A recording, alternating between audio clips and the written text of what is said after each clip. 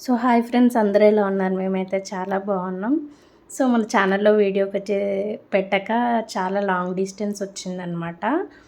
So ఇక్కడ వచ్చేసి అయితే ఈరోజు ఫంక్షన్ స్టైల్లో బెండకాయ వేపుడు అనమాట. అంటే కొంతమంది మిక్చర్ అంటారు, కొంతమంది పకోడీ అంటారు, సంథింగ్ ఎవరికి నచ్చింది వాళ్ళు అనుకుంటారు కాబట్టి.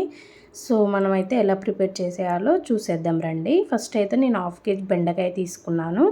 సో నేను అక్కడ చూపించిన విధంగా ఇంగ్రీడియంట్స్ తీసుకున్నాను అనమాట. సో ఫస్ట్ అయితే బాండిల్ పెట్టుకొని మనకు ఆయిల్ హీట్ ఎక్కాక మంచిగా ఫ్రై చేసుకోవాలన్నమాట. పల్లీలు ఎలా వేయించుకుంటామో మనం అదే మాదిరిగా బెండకాయ ముక్కలు కూడా అలాగే ఫ్రై చేసుకోవాలన్నమాట. మనం ఎలా అంటే చేతితో పట్టుకుంటే బెండకాయ ముక్క అనేది చాలా గట్టిగా అయిపోవాలన్నమాట.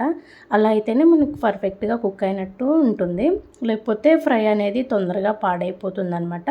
సో ఇక్కడ నేను చూపించిన విధంగా వేయించుకోండి. ఇంత ఉంటే సరిపోతుంది ఫ్రైకి మనకి. సో నేనైతే 2 ఆయిల్గా వేయించానమాట. అలా అయితేనే మనకి మంచిగా వేగుతాయి, స్పేస్ ఎక్కువగా ఉండి. లేకపోతే మొత్తం ఒకేసారి వేయించితే సరిగా వేగవన్నమాట. ఎందుకంటే బెండకాయ అనేది మనకి జిగురుతనం ఎక్కువగా ఉంటుంది కాబట్టి అంత పర్ఫెక్ట్గా రాదు. సో నెక్స్ట్ వచ్చేసి మనకి ఇది బెండకాయ ఫ్రై అనేది మా సైడ్ అయితే బాగా పెడతారనమాట ఫంక్షన్స్లో. చాలా అంటే చాలా టేస్టీగా ఉంటుంది. మనం ఇంట్లో కూడా ఈజీగానే ప్రిపేర్ చేసుకోవచ్చు. పిల్లలు కూడా చాలా ఇష్టంగా తింటారు, ఫుడ్ తినని పిల్లలు కూడా. చాలా అంటే చాలా బాగుంటుంది. ఇంకొక టిప్ వచ్చేసి ఏంటి అంటే, మనకు బెండకాయలు వేయగానే జిగురుతనం ఎక్కువగా ఉండి మనకి చిటపట్లాడుతూ ఉంటాయి అన్నమాట. సో లిడ్ క్లోజ్ చేస్తే మనకు తొందరగా వేగిపోతాయి. ఎట్ ఏ టైం కూడా సేవ్ అయిపోతుంది అనమాట. నాకైతే 1 or 2 minutesలో వేగిపోయాయి అనమాట లిడ్ క్లోజ్ చేశాక. సో ఇలా వేయించుకున్న తర్వాత మంచిగా ఒక బౌల్ తీసుకొని అందులో వేయించుకున్న బెండకాయ ముక్కలనేసి అందులో పెట్టుకుంటే సరిపోతుందన్నమాట. సో నెక్స్ట్ వచ్చేసి మనకి ఈ విధంగా వేయించుకున్న తర్వాత ఆయిల్ ఎక్కువగా ఉన్నప్పుడు మనకి తాలింపు వేసుకుంటాం కాబట్టి మనకు తాలింపు సరిపడా ఆయిల్ తీసుకుంటే సరిపోతుందన్నమాట. ఫ్రై అయితే చాలా అంటే చాలా బాగుంటుంది. మీరు కూడా ఒకసారి ట్రై చేయండి ఇంట్లో. సో నేనైతే వేయించుకున్న బెండకాయ ముక్కలు అనేది ఒక బౌల్లో తీసుకున్నా అనమాట. సో నెక్స్ట్ మనకి ఇలా తాలింపు వేసేటప్పుడు మాత్రం గ్యాస్ కట్టేయాలన్నమాట, లేకపోతే మనకి ఇవన్నీ మాడిపోతాయి. నేను ఇక్కడ వచ్చేసి జీలకర్ర, ఎండుమిర్చి, పల్లీలు, అలాగే శనగపప్పు తీసుకున్నాను అనమాట. మనకి పల్లీలు ఎక్కువగా ఉంటేనే చాలా టేస్టీగా ఉంటుంది. తిన్న ప్రతి ఒక్క ముద్దలో పల్లి తగిలితే చాలా అంటే చాలా టేస్టీగా ఉంటుందన్నమాట. సో నెక్స్ట్ వచ్చేసి మంచిగా మీడియం ఫ్లేమ్లో పెట్టేసి దోరగా వేయించుకోవాలన్నమాట.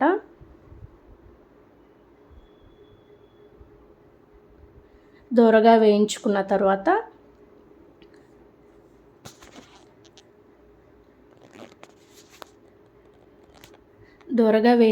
తర్వాత నేను ఒక వెల్లుల్లి తీసుకొని ఇలా కచ్చాపచ్చా దంచేసి వేసుకున్నాను అనమాట. ఇప్పుడు కూడా కొంచెం లిడ్ క్లోజ్ చేస్తే తొందరగా వేగిపోతాయి మనకి. లాస్ట్లో అయితే ఇవన్నీ వేగాక కరివేపాకు కూడా వేసుకుందాం. కరివేపాకు అనేది లాస్ట్లో వేయాలన్నమాట. వీటితో పాటు వేసుకుంటే మొత్తం మాడిపోతుంది కరివేపాకు. లాస్ట్లో వేస్తేనే ఫ్లేవర్ అనేది చాలా అంటే చాలా బాగుంటుంది. మనకి కరివేపాకు కూడా వేగిపోయాక 1/2 టేబుల్ స్పూన్ మాత్రమే పసుపు తీసుకొని మంచిగా పచ్చదనం పోయేంత వరకు వేయించుకోవాలి. ఇంకోటి ఏంటి అంటే, నేను సాల్ట్ కూడా వేసానండి, స్కిప్ అయిపోయింది వీడియో. మీరు టేస్ట్కి తగ్గట్టు సాల్ట్ వేసుకోండి. సో ఇవన్నీ ఫ్రై అయ్యాక గ్యాస్ కట్టేసి మనకి బాండీలు అనేది కింద పెట్టేసి మొత్తం ఆయిల్ అనేది పూర్తిగా చల్లారిపోయాక కారం వేసుకోవాలి. లేకపోతే ఏంటంటే మనకి ఆయిల్ అనేది హీట్గా ఉన్నప్పుడు కారం వేసుకున్నామంటే మొత్తం మాడిపోతుంది. మనకు ఫ్లేవర్ అనేది కూడా మొత్తం టోటల్లీ డిఫరెన్స్గా ఉంటుందన్నమాట.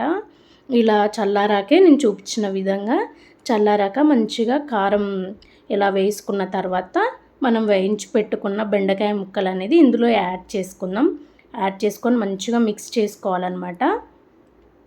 ఇంక ఇందులోకి ఏమంటారు మసాలాలు అవన్నీ ఏం అవసరం లేదండి. జస్ట్ ఇది కర్రీలాగా యూజ్ చేసుకోవచ్చు, లేకపోతే పప్పులోకి నార్మల్గా ఫ్రై లాగా కూడా యూజ్ చేసుకోవచ్చు. చాలా అంటే చాలా టేస్టీగా ఉంటుంది. మీరు కూడా ఒకసారి ఇంట్లో ట్రై చేసి ఎలా ఉందో రెసిపీ నాకు కామెంట్ చేయండి. So bye friends.